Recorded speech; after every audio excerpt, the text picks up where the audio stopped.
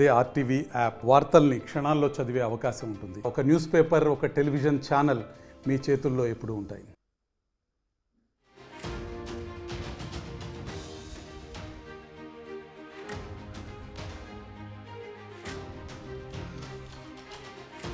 జాతీయ రహదారులపై టోల్ వసూలు కోసం ఇప్పుడున్న ఫాస్టాగ్ విధానాన్ని మార్చేందుకు కేంద్రం సిద్ధమైంది. ఫాస్టాగ్ స్థానంలో జీపీఎస్ ఆధారిత టోల్ వసూలు పద్ధతిని దశలవారీగా ప్రవేశపెట్టే యోచనలో ఉంది. పైలట్ ప్రాజెక్టు ఫలితాలు, వాహనదారుల డేటా ప్రైవసీ సమస్యలు పరిష్కరించాక ఈ విధానాన్ని ప్రవేశపెడతామని National Highway Authority of India NHAI తెలిపింది. కొన్ని ఎంపిక చేసిన రహదారులపై పైలట్ ప్రాజెక్టు చేపడుతున్నట్లు వెల్లడించింది.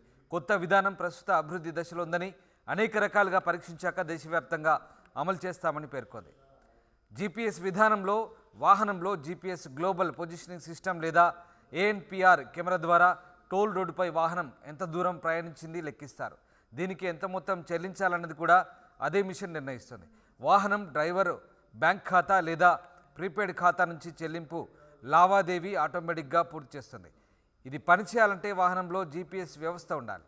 ఇది లేని వాహనాలు జీపీఎస్ పరికరాల్ని అమర్చుకోవాల్సి ఉంటుంది. ప్రస్తుతం వినియోగిస్తున్న ఆటోమేటిక్గా టోల్ను కేంద్రం 2016లో ప్రవేశపెట్టింది.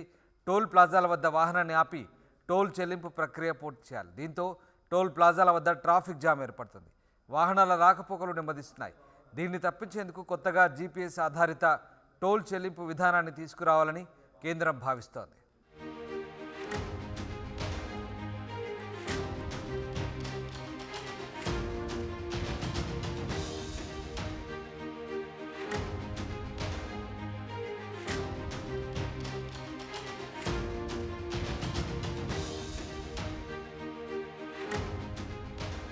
మరిన్ని వీడియోస్ కోసం ఛానల్ ని సబ్స్క్రైబ్ చేయండి. లేటెస్ట్ అప్డేట్స్ కోసం వాట్సాప్ ఛానల్ ని ఫాలో చేయండి. అండ్ లింక్ డిస్క్రిప్షన్ లో ఉంది.